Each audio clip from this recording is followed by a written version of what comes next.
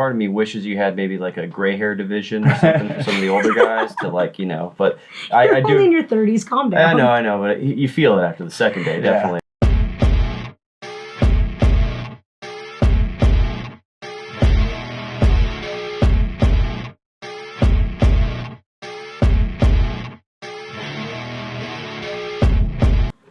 Hello there, welcome to the Gear Talk, and we have a very special episode today.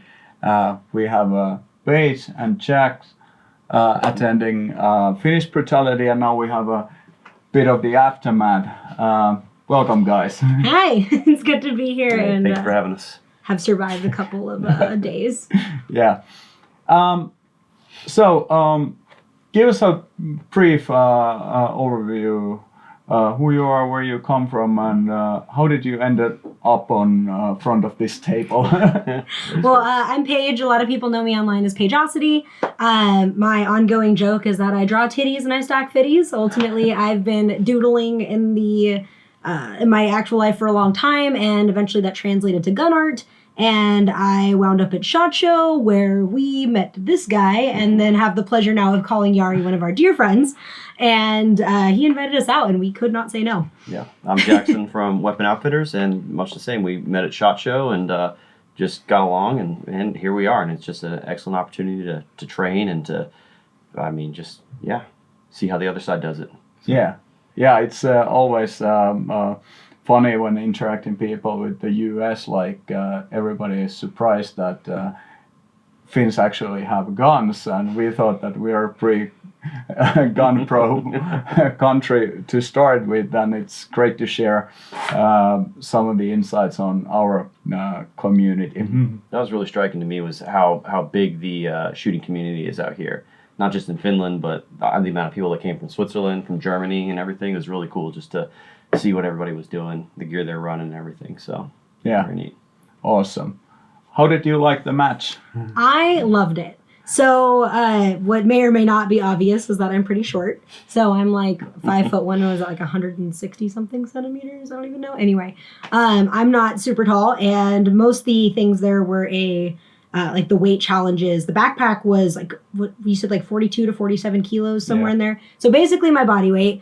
And then everything else was roughly like 50 pounds or like 24 kilos-ish, 20 something kilos. Anyway, so that was really hard and also really cool seeing how I stack up. Yeah. So it's an honest competition. I absolutely love that there's no distinction between like a men or women's division. Yeah. So whoever shows up just shows up. It's hard for everyone. It's all the same. It's funny, I had one of I don't remember who he was on stage 10, and it was the final stage where you're throwing a big ass sandbag over a bar and then like shooting and ducking underneath and in between. And he had asked me, oh, what's that like for you? I'm big. That doesn't really matter. So what's, should we separate these things? And I was like, no, like for what it's worth, like that's an honest comparison. Yeah. So what isn't hard for him would be hard for me, but I like seeing that. And I feel like it, is respectable for everyone who attends. But yeah, that was awesome. Yeah. Part of me wishes you had maybe like a gray hair division or something for some of the older guys to but I do. Only in your 30s, calm down. I know, but you feel it after the second day, definitely. I wasn't even doing breacher, which if I had trained for maybe next year, but it definitely exceeded my expectations. I mean, you were joking about what it was going to take physically, and I change my training up to try and focus a bit more on agility. And so I'm glad that I did, because I think that helped me keep up a bit more. The stages really, they take it out of you, but you just have to push through. And 3 minutes is not a long time. Anybody can kind of make it, but you have to focus, especially with the shooting. Yeah, it's a long time when you are really pushing, and that's kind of the sweet spot we noticed. Of course, because you're traveling from far away, and it's kind of a burden always to hold the full kit, and now we made the arrangement that we provide the kit for you. That's and awesome. So here are the stuff what we were giving to you or issued to you. Any findings or lessons learned from the kit you were using in the match? Yeah, I've actually done a lot of force-on-force training and stuff through something called the Direct Action Resource Center. I've been out there a couple times, and we've done a lot of force-on-force stuff So I'm pretty familiar with a lot of different kit at this point, especially in an application standpoint.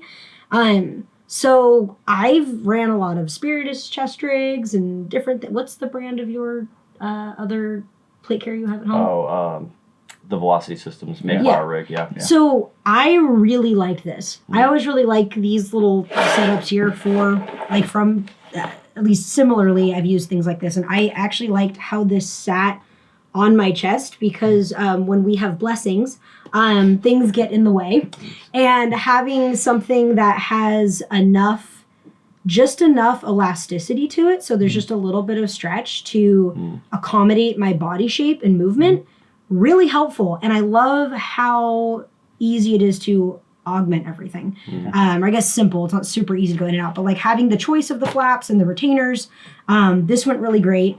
The second day when I ran my system with the belt, I was running around in a stupid tiger onesie, which was awesome. And with it, there's no, Suspenders. yeah, I'm getting that right. So there's no belt loops. So I had the belt, sitting on my hips, but someone rigged a pair of suspenders for me that met my height, because these are made for someone a little bit bigger. And having the weight pulled off my hips was so awesome. Yeah. So women specifically, like our pelvises are shaped different, right? Our bones cant inward a little bit on the thighs.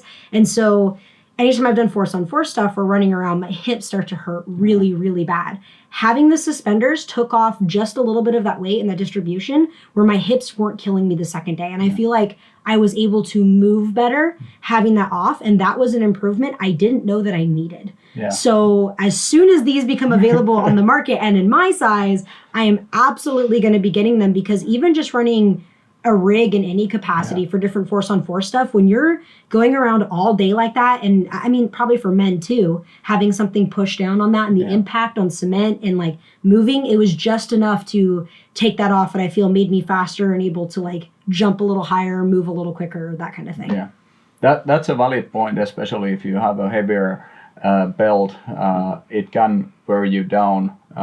So suspenders, even though it kind of feels that it's old-fashioned, but if you are having a lot of stuff on your belt, definitely helps to prevent the injuries and making things a bit more comfortable. So that's a good note what you made. From my experience, setting up the borrowed gear and then also borrowing a rifle that was provided by you guys, thank you very much for that, was running this setup but with AK magazines. Yeah. So initially, for the initial fit, I found that like it's actually running kind of high, but because there's so much adjustability with like the laminate that we were able to like set it down a little lower, but then also adjust like these modular wings. And that gave me just enough extra carrying capacity where, mags would go kind of into this. It's more of a general purpose pouch, but I kind of use it as a dump pouch. So I could always just toss things right there. But without having to make too much adjustment, I was able to get the AK mags in and out of there pretty easily. And then this is where I kept the chocolate, during the match. So that was great. I keep all the dirt off by zipping that closed. So that worked perfect for me. And I like the little keepers on here. So I wasn't sure about the like elastic loop on the back, but that actually was really comfortable and gave me enough movement. And even with like the pack on, I was able to get the rifle up with the extra pack that we had on and stuff. And this wasn't cumbersome. There wasn't too much material like pinching or pushing into the back, creating hot spots. So I found it really comfortable to run all weekend. Yeah, I didn't notice that pushing into my back. When I first saw that, I was like, is that going to rub? Because sometimes things like that do. But the way that it's distributed, I agree. I didn't feel that. For my cosplay, I had I just had a band t-shirt on, but I would normally probably wear a collared shirt anytime I'm running. And then the same here, just because of the laminate, it was a little rough by the second day. But I wasn't like a PSR running around with no shirt on underneath all his kit. So he was a little bit more raw than I was. He was. I think like in many of the gear, if you add the bit of the elasticity on certain points, like whether it's some strap or in that case, like in a harness, it actually stabilizes it a bit more because it better adjusts to your body. When we developed that, we were pretty skeptical about will it work, but after the testing and doing some crazy stuff, it will hold, and it's easy to replace if and when it breaks. So. Yeah, good that it served the purpose.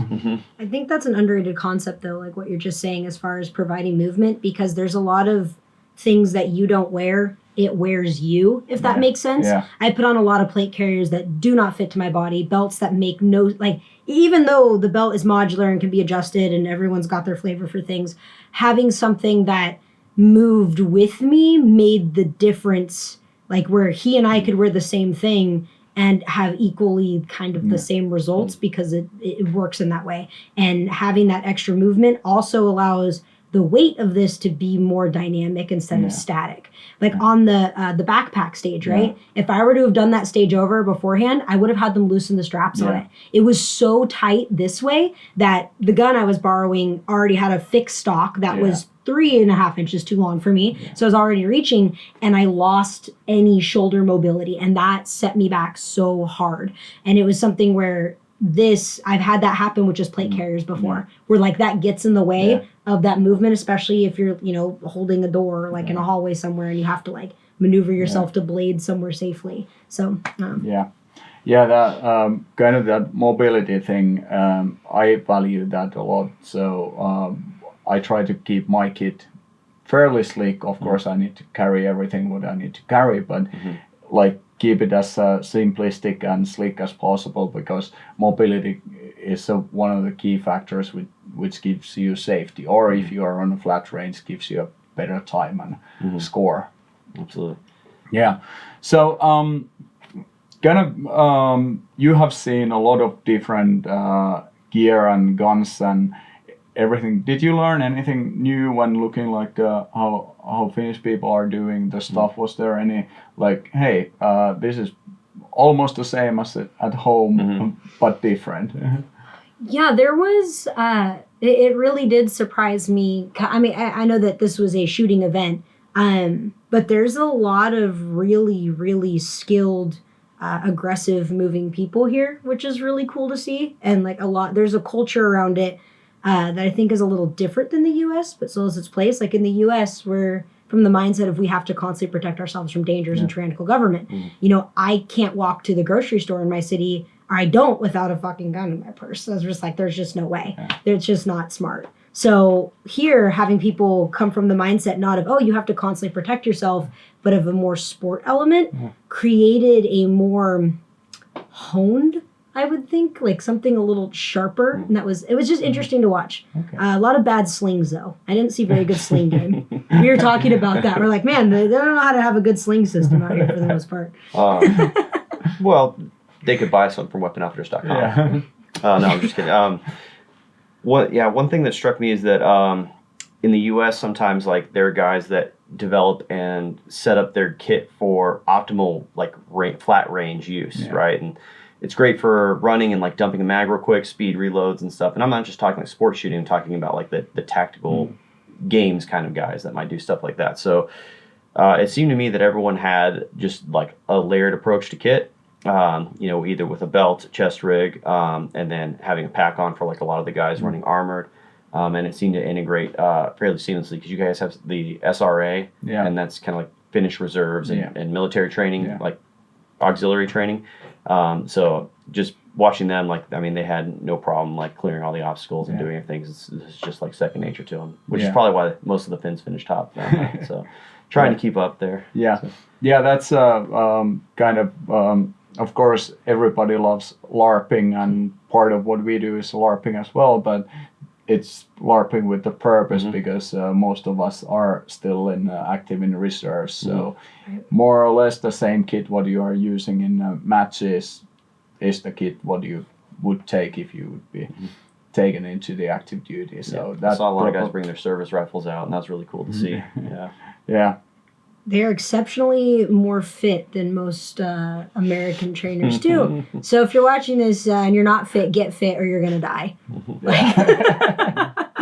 And that I think is one purpose what we try to do with the brutality matches is to also promote that if you are investing your money on a kit, have a kind of expensive gun, burn a lot of ammo. The one thing what you can do really cheaply, after all, is to get fit. Just run lift, eat Yeah. healthy. Like, so I think that's really important, and it seems that it's picking up in a kind of global gun community that you need to also be able to carry yourself. That's one thing I've wanted to do more for a little bit back at home. Is like we have some buddies, we go out and we train, and a lot of times it is more like just specific drills to target skills, but a little less like not as much physicality. So you can just bring a kettlebell out. I mean, you don't have to have a crazy range, something set up, but just get your heart rate up before you have to go shoot, or maybe while during, and then also completing other tasks is just a way to kind of tax yourself mentally and physically. This changed how I want to do my fitness routine.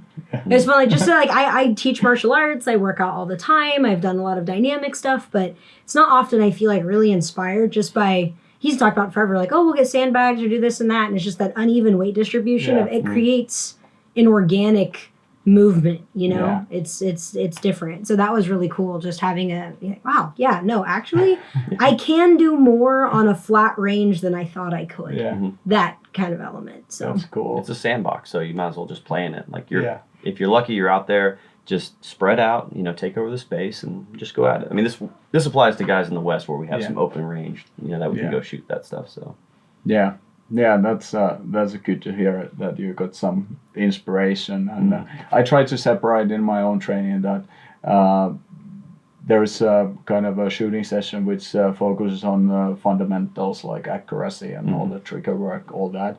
And then sometimes I test that, okay, what's my level, like shooting some small stage and gassing out with the kettlebell or something. And then you notice that, okay, my current level when I'm under stress is not what I thought, and that's a combination for that.